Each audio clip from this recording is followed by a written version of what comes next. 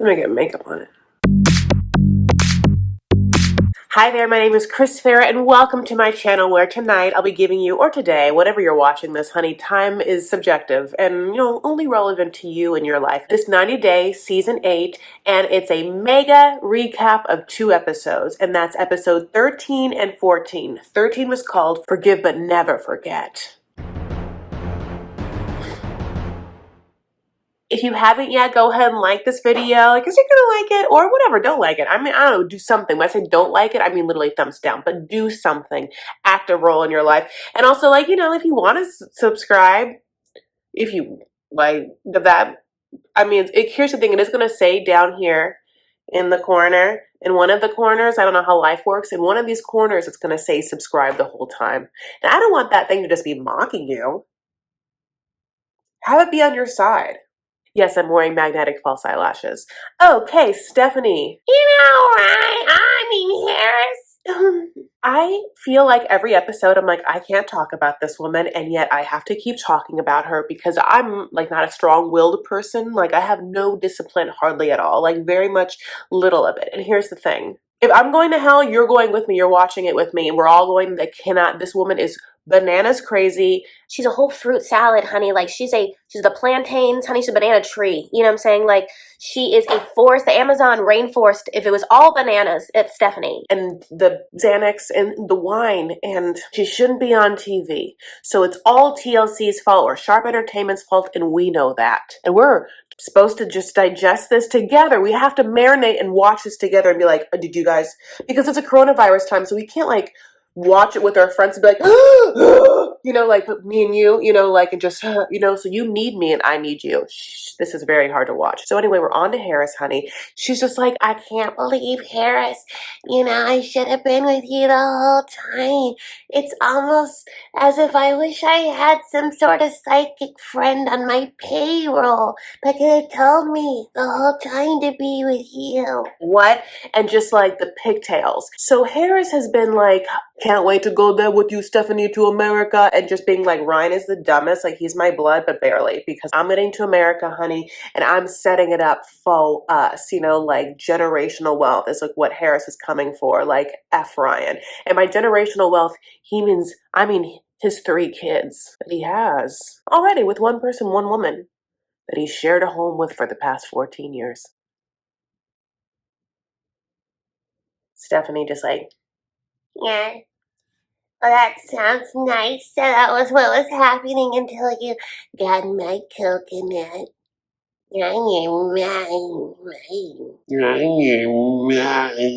next morning, Harris sits up on the couch. Stephanie's like, I'm going to check with the office. Checks in with the office, which is just to text someone. She's texting all the time. Some poor biddy who's like, I got a weird phone call here from Ryan's mom. She's like, F that person. And what is she doing calling me looking for Ryan?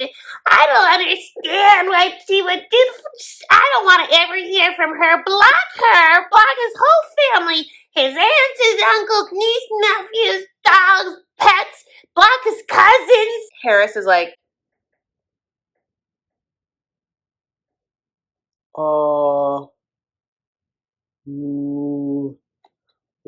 okay, so then she's like, I can't deal with that, Harris. You go spend my money for me by putting on a big surprise, a fun surprise. I want a fun.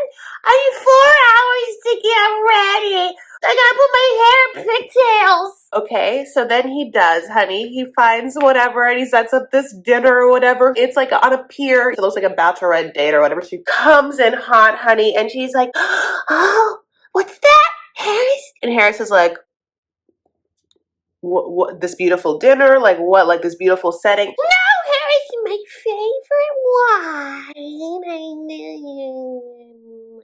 Gets the wine. She's like, pour me a glass. And he pours the bottle into her glass and she grabs that glass, honey.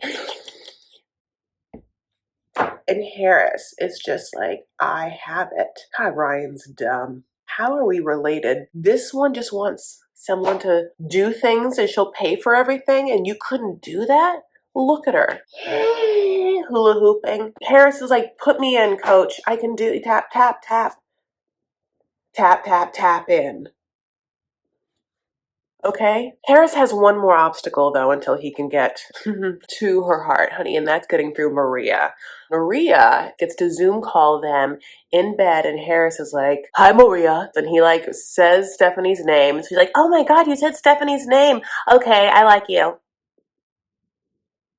Wins. He wins. Mike and Natalie. So we pick up, Natalie has acquiesced everything, honey, and Natalie's gone through it. She's gotten over the fact that she's cold and she's in the woods and she's not in the city and that she is not with a rich guy or he's not vegan and he's not Orthodox Russian and he believes in aliens and he lives in a mobile home and he may have cheated on her and he likes to get stoned and he's not a Mensa member, so... And we get this, like, Bo birthday. Now, Bo is 50 going on 83. Bo comes up with this Tamara, who is a mullet-wearing neighbor, honey. And Bo and Tamara, can they go see, like, Mike's hairstylist? Or do they already have a hairstylist? Looks like they share the same one. Natalie's like, "I have a cake for you, Bo. Oh, happy birthday, Bo." Stepford wife out. I mean, like, we were like, oh, God, what's in the cake? Natalie is doing the most, you know, just trying so hard. He takes her fly fishing and she's like, "I love it." Which is weird because she does kind of like naturey stuff, but she doesn't like killing animals, even though she does like eating fish, even though she says she's vegan, but she eats fish. I mean, Natalie is complex, and this is a weird ass story. So anyway, what happens is Mike is like, "I'm gonna reward Natalie for really swallowing a whole lot." And the coronavirus. And she's dropped all the hints like, "Mike, you know what the problem is? My visa." At one point she goes like wedding dress shopping, you know, and then like she doesn't buy anything at the wedding dress shop, which is like the best thing you can possibly do. You know what retail employees love? When you come into their store and try on a whole bunch of stuff you're never thinking about actually buying.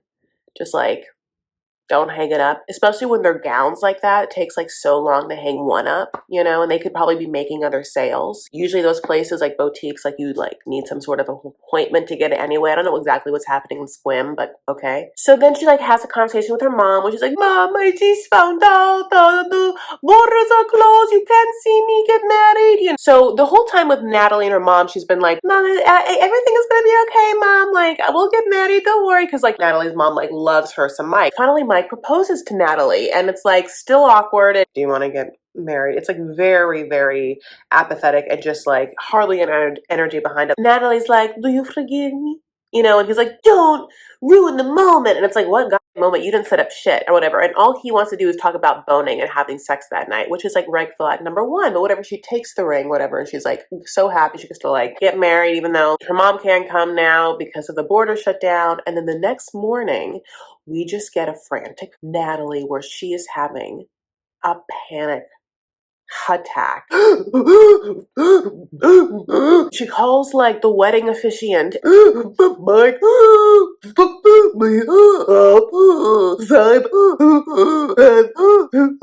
me nothing can bother me anymore. This officiant is like, "Oh, that sucks. So what you're saying is you already paid me my deposit and now you're canceling, and so I got to keep that deposit, but actually not have to go to work, but still keep the deposit, and it's coronavirus, so it's kind of like the best thing ever.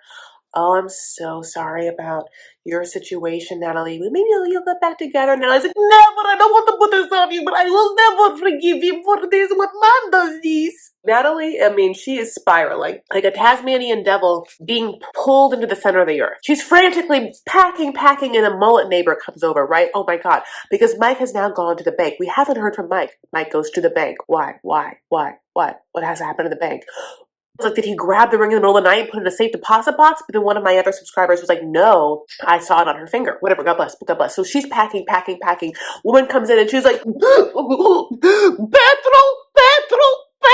And this woman's like, what are you talking about?" And then I didn't think about this, but then someone left me a comment, which is the funniest thing ever, that like they thought, their first thought when she did that was she was going to light the entire place on fire. Just be like, "Match," and just like walk out, you know, with it flaming behind her and like crazy eyes and her crazy head, like, "Mike," you know, like what is the cat's gonna be in there? But she'll get the smell out of the closet. Did they like make weird chocolate chip cookie stones on the barbecue? And is that what they ate the night before their wedding? I'm like so interested in whatever she's cooking, and it's so weird. And she always has a cooking channel on YouTube, and I'm like, none of your foods look like what I want to put in this mouth, honey. Jovi and Yara. So, you know, like we had a little like moment with Mike and Natalie where he was dancing for her and, you know, like stripper dancing, ha ha ha, and how it was a good thing, and like in this case brought them together and like was like a fun, happy moment. We opened with a fun, happy moment with Jovi and Yara, which is them enjoying New Orleans together, and Yara almost like having a moment of fun. But then like she like falls and like hurts herself. I mean, this person like cannot catch a break or whatever. And I think it's literally the universe being like, run away from Jovi, but I don't know why she can't hear that. I don't understand. Like, is her ears in her shoulders and she keeps wearing jackets and placing them on her ear shoulders she can't hear? I mean, you tell me. So Yara needs a dress, honey, and Yara takes Jovi's mom to go to like this boutique that wasn't a dress shop. I mean, it looks like Arden B. Remember that store? But anyway, she finds two dresses. One dress is like very Vegas, and the second dress is a perfect dress. There's probably one in the whole store she found is perfect dress. It's like Vegas wedding, gorgeous. Looks great on her. Has some rouging. She's a very pretty woman. Jovi's mom is like, I cannot believe that someone is marrying Jovi. Do you understand? Like, woman to woman, do you get it? Okay? You're doing it. And I see you. So you know you're doing it. So we both know how I must feel, which is I can't believe you're doing it. Can I see it with my own eyes? I gave birth to him. Can I see someone actually accepting him and to be their husband with my own eyes? After everything you know. And Yara's like, you know, it's not about you. Not like you're a bitch and I think you think it's about you. It's mostly what I'm trying to say is it's not you, it's me. I don't want anyone. But what happens is between this conversation, she acquiesces, lets Jovi's mom go, and suddenly Jovi invites all of his drunk ass, punk ass, dumbass friends, who then decide to take Jovi out for his bachelor party. And I prefer them to go to Vegas. I understand why you have to have a bachelor party where you already live. If you're going to go to Vegas, and maybe coronavirus. I mean, actually not quite sure. So he goes to, I don't know, where his old stopping grounds to say goodbye, the stripper place that is, God bless, you know, everyone's thing. As I said with my cousin Kristen, when I did the live that night, is like, I absolutely can see myself being in a relationship and going to like a sexy club together and like experiencing like a sexy night together, like in our own boundary way. I don't want to like actually have a woman grind on my man to like a fault. That's not the word, to a fruition. I don't think I can get married to someone whose like default is strip joint. And by default, I mean 6 to 7 times a week, which is like what he admits and all of his friends said. So we're at the strip club, and then like some girl, Carter or Quentin or but then like sits down just like on Jovi immediately, and his like gross ass friends like go upstairs and get it on. Jovi's like, don't force me. And then they do. Then he comes home, and it's who knows what time. And Yara's pregnant and sleeping in bed, and the bed is a full size. He comes on, lights on. Suddenly, he's like gonna try and pack in the bed. He's too drunk though. So he pulls that aside, doesn't turn off the lights, and then lays in bed with his whole outfit on, them jeans and everything. Them jeans that are covered in everything. It is coronavirus. You are at a strip club. A person grinded on you, and you, all of it, on the bed, right by your sleeping pregnant fiance. Not sleeping. She can't sleep. The lights are on. There's not enough like dry heaves in the world. Like Sahara Desert of dry heaves. Like I want to like Lysol wipe my throat, like just I want to like take a toilet brush and just like OxyClean and then just like dry brush my intestines. Do you understand how gross I'm candy? I mean, she like knows it. She's like, go to bed with your jeans, Jovi. So then the next morning, it's like dark. I don't even know how much they slept. She's probably so sick, like nauseous, tired. He's drunk still. He calls his friend. He's like, we're gonna get there at like 5:30. And his friend's like, 5:30, great, because that's when the bar opens. And Jovi's like, great, go get screwdrivers. And Yara feels like she's been screwed. So next couple is Rebecca and Zayed. So Zayed goes to get his lunch, honey, at Joella's Chicken, who, like, Joella's Chicken has paid so much money for, like, all of the airtime, God bless, because, like, if Rebecca is not talking about her furniture not being in her apartment, she's wearing a Joella's Chicken outfit. And then so, like, Zayed comes looking like Danny Zuko on top, like Future on the bottom. Okay. She's like, here's your chicken sandwich and sides with a little kale salad on the side. So yummy. You love it so much. I know it's your favorite. He's like, I love the chicken. And we're going back and forth over this Ramadan thing, which I feel like because it's now something that's taken up 3 episodes, it's like, oh, I think this is the thing that the producers wanted to be some sort of drama. Because it's coronavirus and there's not much they can do.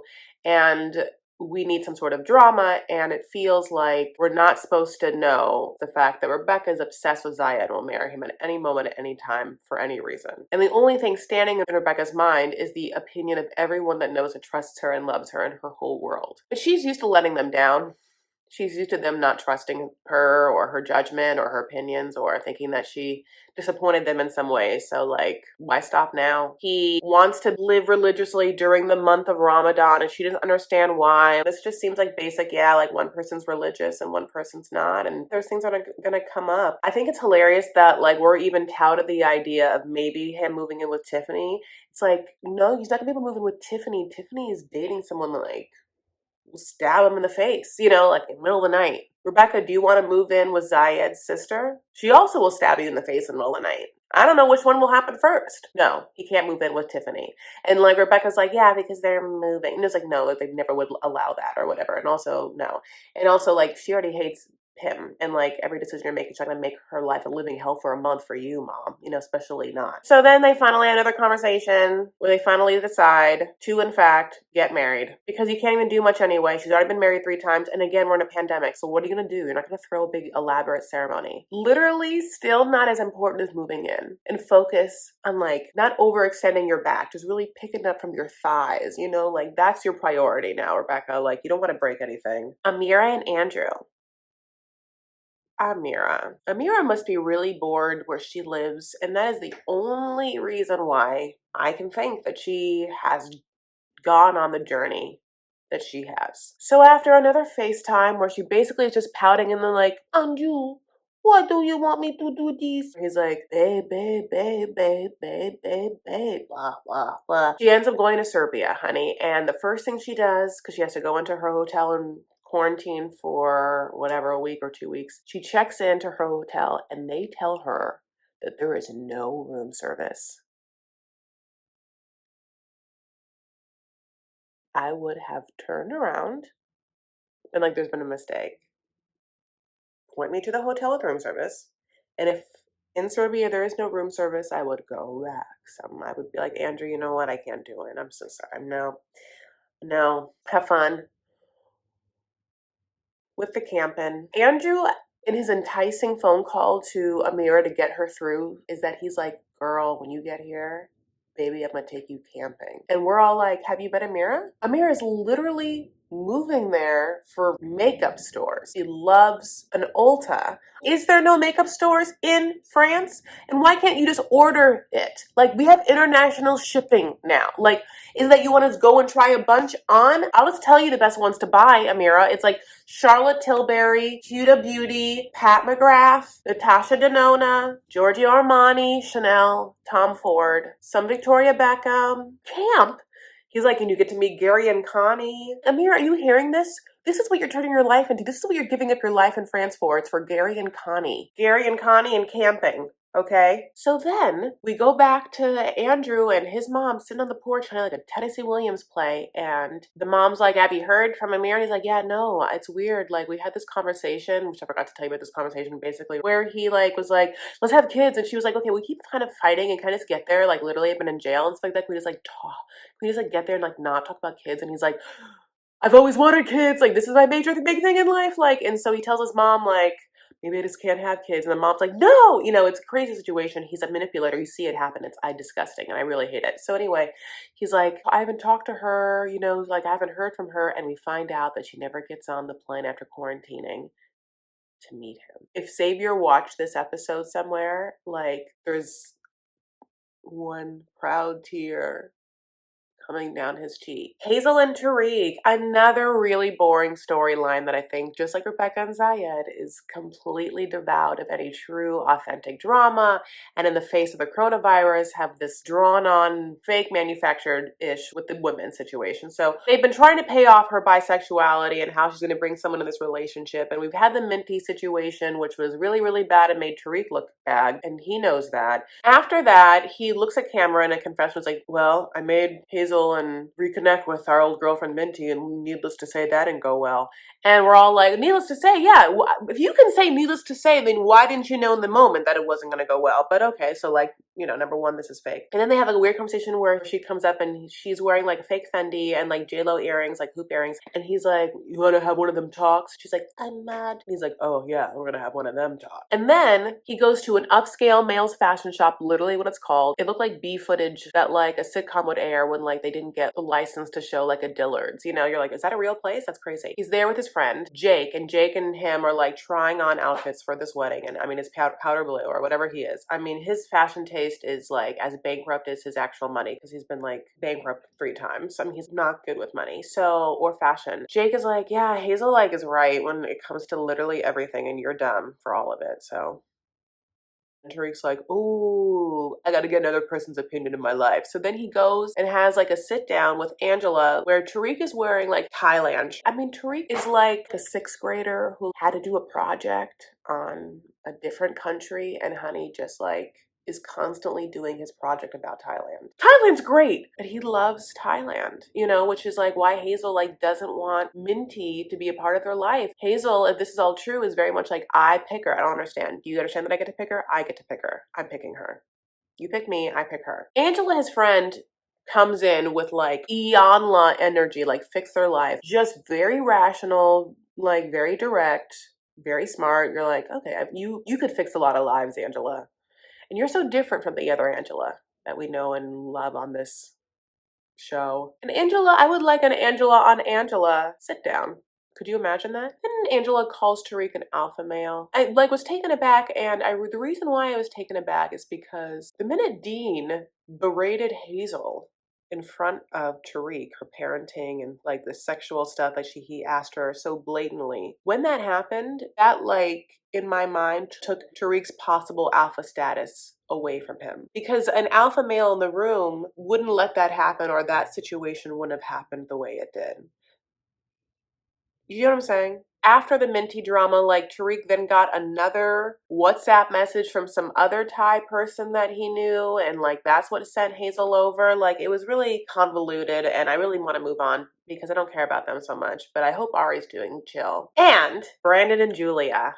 Whew. So Julia wants to get married in church. She's like, Natalie, they're Russian Orthodox. You know what I'm saying? They want to get married in a church. That's what happens in that culture. I get it, because it's very similar to my Catholic Byzantine culture. Churches are the way to go when it comes to marriages. Ideally, I definitely have cousins that weren't married in the church. You know what I'm saying? God bless, God bless. Betty steps foot in this church, honey, and for some reason she's not burned alive. And she starts answering the questions how many people are coming to this wedding? She's 50 to 70, and Julia is 50 to 70? There's you guys in Aspen.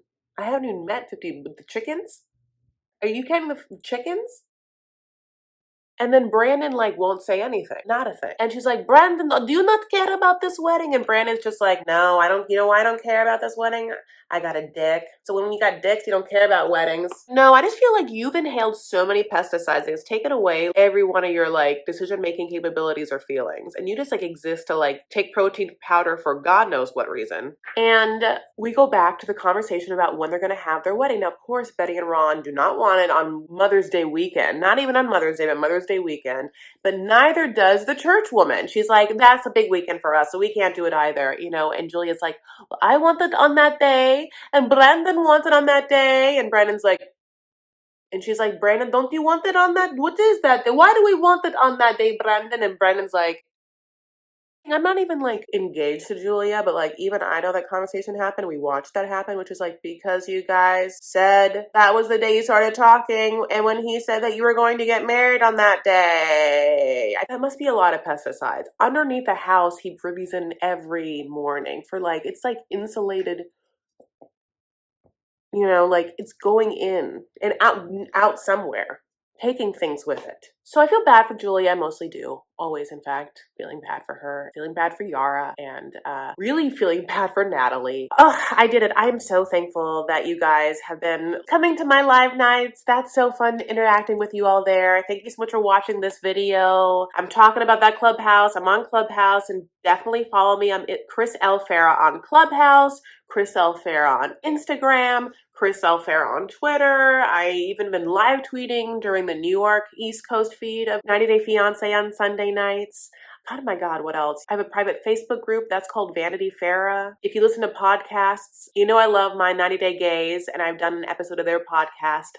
I also just got to do a little 90-day update on Kate Casey's podcast. Your girl's out and about, and I would love to connect. And thank you so much for spending some time with me. If you haven't yet, please like this video and subscribe. Take care of yourselves and each other. Stand up for what you believe and make art, okay? Bye.